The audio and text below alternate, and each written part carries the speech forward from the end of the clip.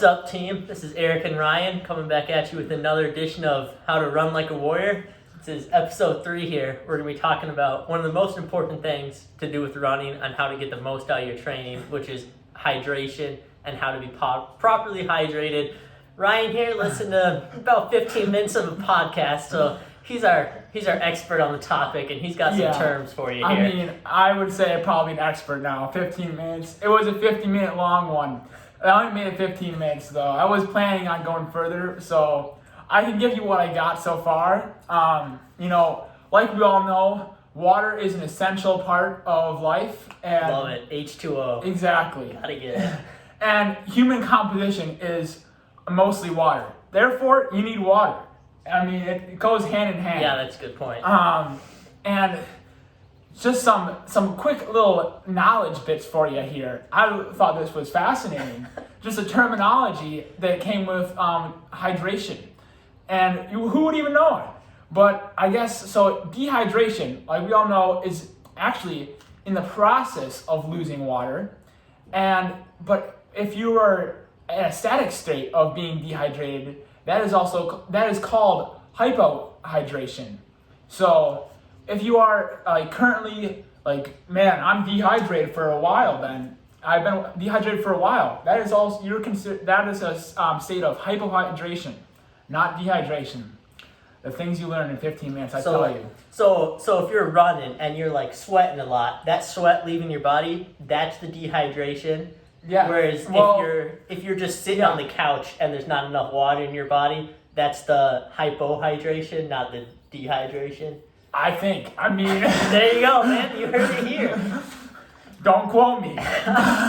Maybe you could go listen to it on the podcast yourself. Maybe I'll put that in the That would be a good comment. comments. This is just a quick summary of the first 15 minutes. Exactly.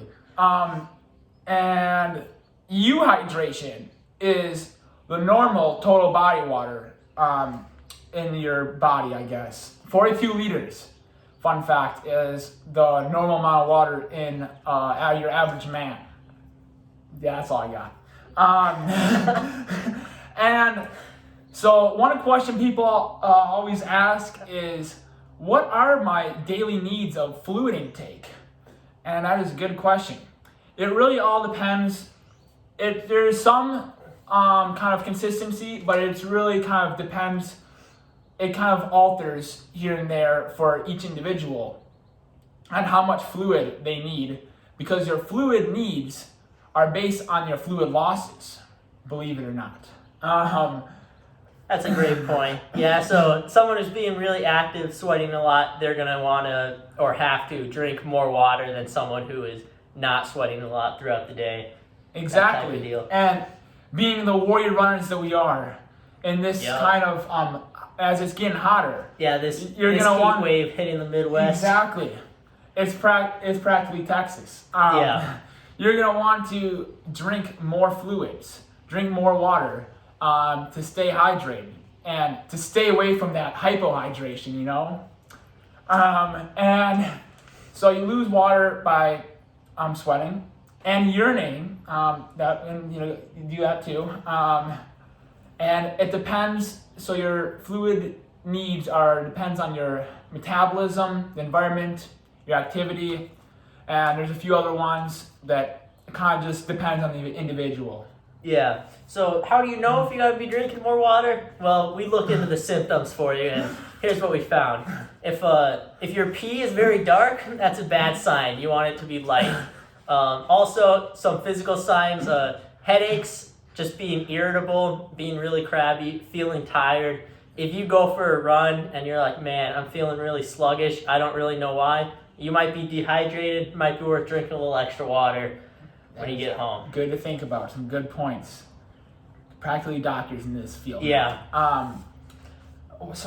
And kind of some things, they talk about fluid intakes. That doesn't always have to be water, but water, I'd probably say, is, you get fluid from foods, like watermelon. Yes. Lots of fruits got lots of water. Celery. There's actually a lot of water in that, but I don't know. I can't eat that. Yeah, who eats celery? Exactly. No, and I might as well drink water. Unless you're at Buffalo Wild Wings. Yeah. I don't think I've ever eaten celery. But anyways, you can get from other fluid. You can get fluids from other drinks besides water. Yeah. But probably the best one to get fluid from is water. Yeah. Stay away from soda. Yeah, not great. Way too much sugar. Yeah. Body can't use it as much. I know. And that's not the best for runners. Yeah. One thing I do like Here we go. This is important. This is one thing. This is a little secret for you guys. So listen close. Even though Myers, make sure no one. Yeah, Okay, we're listen, good. make sure We're no good. one's- all right, Let's good. hit them with it. So the one thing that I like to use, especially before races, is a little half and half concoction. It's half Gatorade, half water. You might be thinking Myers maybe told me this one. I think he did. I might have to cut Myers some slack here and give him It's credit from for the this man one. himself. And it's really it's as simple as half. I don't know how much what the fluid ounces are, but it's one of those. Well, as long as you have the half water, half Gatorade, there you go. It doesn't matter actually. Kind of forgot about that one. So as long as half water, half Gatorade, it'll stay in your system longer apparently, and you won't. It won't go through your system as quick as just straight water or straight Gatorade, because Gatorade has so much added sugar in it that needs to be watered down.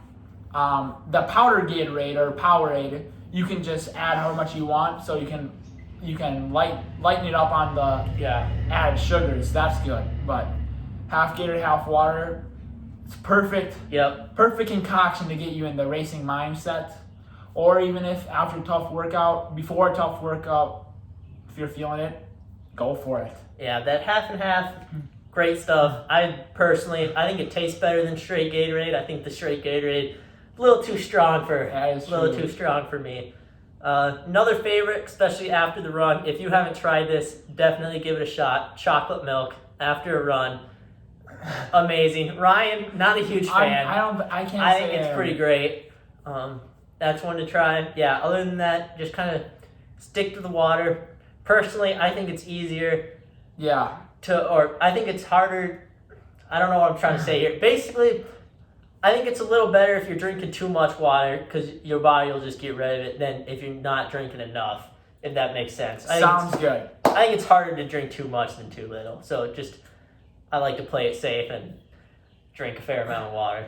Well, this has been a very important conversation. It has. It's been an honor to bring you this information. And now you guys are probably doctors in this field as well. That is true. So it's Eric and I here signing off. Yeah. And on another edition of Running Like a Warrior, or whatever it is called. Yeah, we're not sure. And we'll see you next time. Yep. See ya.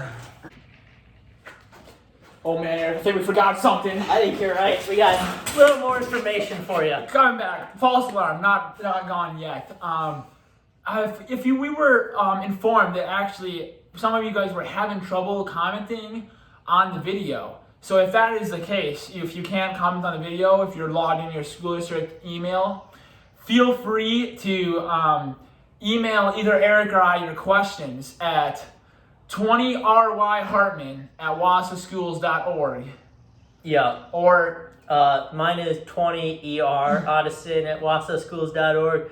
We decided to open the emails up. We received lots of great questions in the comments, but also came to our attention that some of you might be having some trouble posting the comments. And we just thought that a Q&A episode would be spectacular. Yeah. Absolutely superb. So, all right. Looking forward to it. Now we're gone. Yep. See ya. See ya.